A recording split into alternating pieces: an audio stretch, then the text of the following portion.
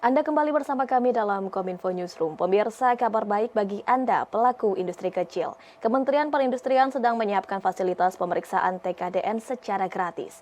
Ditargetkan sebanyak 1,5 juta produk buatan dalam negeri mendapat sertifikat TKDN gratis dan masuk ke dalam e-katalog. Kementerian Perindustrian akan menyediakan fasilitas pengecekan tingkat komponen dalam negeri secara gratis untuk para pelaku industri skala kecil di Indonesia. Menteri Perindustrian Agus Gumiwang Kartasasmita dalam acara Indonesia Development Forum 2022 menyampaikan, pihaknya akan menargetkan penerbitan sertifikat TKDN untuk 1 sampai dengan 1,5 juta produk buatan dalam negeri agar dapat segera masuk ke e-katalog. Namun, lebih lanjut Agus menegaskan kebijakan tersebut masih menunggu persetujuan dari Presiden Republik Indonesia Joko Widodo. Jika nantinya telah ditetapkan, maka pengurusan sertifikat TKDN untuk industri kecil dapat dilakukan dengan 2 langkah. Pertama, permohonan sertifikasi TKDN industri kecil. Kedua, pengisian data melalui Sistem Informasi Industri Nasional. Kemudian dilanjutkan dengan verifikasi dan pemohon bisa langsung mencetak sertifikat TKDN secara mandiri. Kebijakan ini juga merupakan bagian dari penerapan program peningkatan penggunaan produksi dalam negeri atau P3DN Kementerian Perindustrian. Kebijakan yang paling terakhir sekarang sedang diharmonisasi, bahkan sudah selesai diharmonisasi, sekarang tinggal mendapatkan persetujuan dari Pak Presiden, yaitu Permen Perin berkaitan dengan perhitungan TKDN untuk industri kecil, khusus untuk industri kecil. Ya, jadi Permen Perin yang berkaitan dengan perhitungan TKDN untuk industri kecil.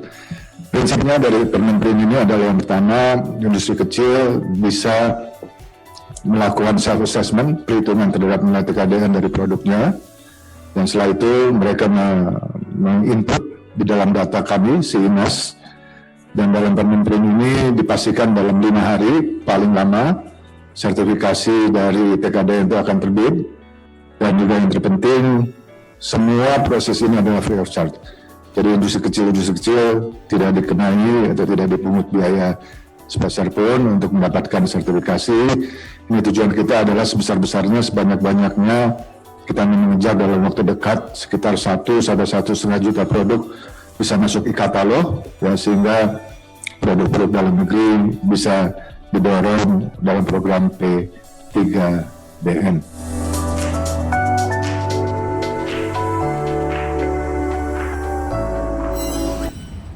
Pandemi COVID-19 memporak-porandakan ekonomi dunia tidak terkecuali Indonesia. Pemerintah telah melakukan berbagai upaya seperti peningkatan infrastruktur layanan dasar, pemberantasan kemiskinan, dan pemberdayaan masyarakat. Hal ini dilakukan untuk menggenjot perekonomian agar kembali pulih.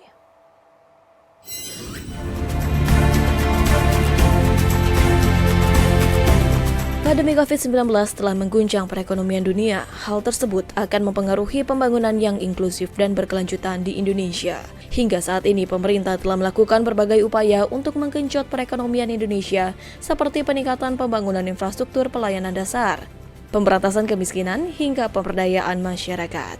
Wakil Presiden Republik Indonesia Ma'ruf Amin menegaskan bahwa untuk mencapai SDGs Indonesia 2030 perlunya peningkatan sinergi antara pemangku kepentingan. Hal tersebut disampaikan Wapres pada acara Indonesia SDGs Award 2022 yang diselenggarakan oleh For CSR Development (CFCD). Sebagai ajang apresiasi atas dedikasi dan kiprah yang berkolerasi dengan pencapaian SDGs, Indonesia SDGs Award 2022 diharapkan dapat mendorong aksi nyata dari berbagai pihak, seperti dunia usaha melalui CSR. Sinergi antar pemangku kepentingan harus didorong untuk mempercepat penghapusan kemiskinan ekstrim dan mencapai tujuan SDGs sesuai dengan fokus tugas dan kapasitas masing-masing. Setiap pihak harus bekerja sama dan memastikan setiap program dan kegiatan terkonvergensi dan tersinkronisasi dengan baik. Jelang libur Nataru, Kemenhub pastikan kesiapan transportasi darat berjalan dengan baik. Mobilitas masyarakat saat libur Nataru disebut Dirjen Perhubungan Darat Kemenhub Hendro Sugiatno meningkat drastis karena penting untuk memastikan keamanan transportasi publik.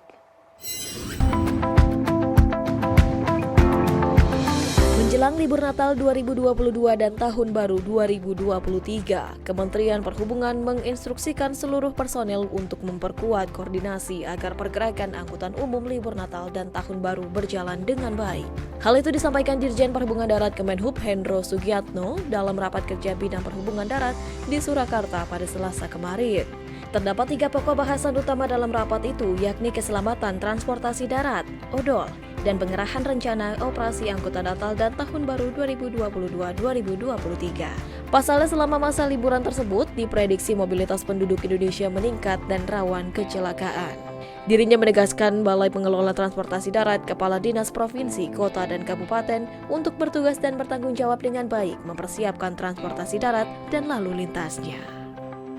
Jadi saya minta kepada Kepala PPTD, Kepala Dinas Perhubungan Provinsi, Kabupaten untuk melakukan ramcek, ya, mau mandatori boleh, silakan, mau random kepada bis-bis wisata.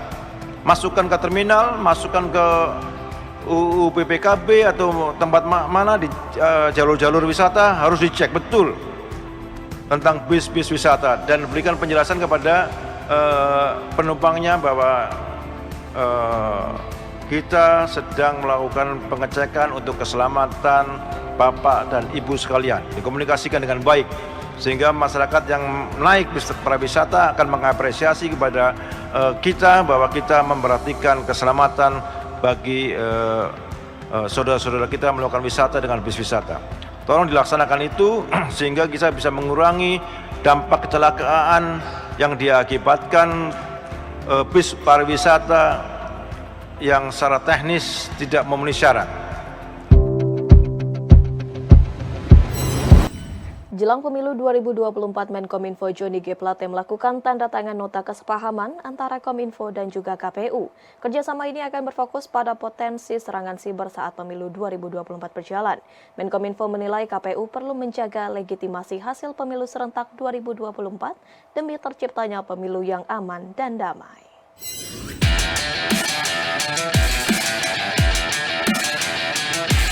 Menteri Komunikasi dan Informatika Johnny G. Plate dalam sambutannya di acara penandatanganan nota kesepahaman antara KPU dan Kemenkominfo di Gedung KPU Republik Indonesia mengingatkan Komisi Pemilihan Umum agar memperhatikan secara serius dan sungguh-sungguh daya tahan terhadap serangan siber seluruh sistem elektronik mereka terkait pemilu. Menkominfo Johnny menilai KPU perlu menjaga ketahanan siber guna menjaga legitimasi hasil pemilu serentak 2024. Di samping semua kerja besar yang sudah dan sedang disiapkan KPU, Johnny menilai daya tahan terhadap serangan siber penting untuk dioptimalkan demi mewujudkan keberhasilan pemilu 2024.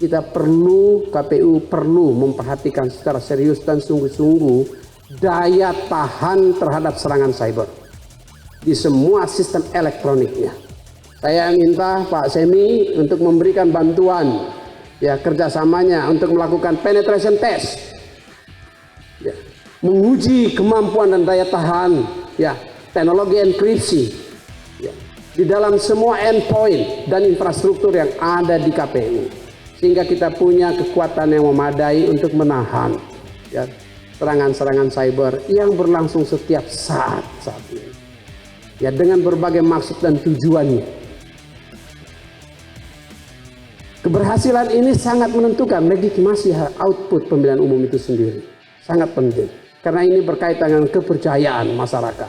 Dalam kesempatan yang sama, Menkominfo Johnny mengatakan, Kementerian Komunikasi dan Informatika akan menyiapkan asistensi untuk pertukaran data dan informasi yang beretika, aman, dan bertanggung jawab serta tidak bertentangan dengan ketentuan perundang-undangan. Kementerian Kominfo akan meminta Direktorat Jenderal Aplikasi Informatika untuk menguji kemampuan dan daya tahan teknologi enkripsi dalam semua endpoint dan infrastruktur yang dioperasikan oleh KPU.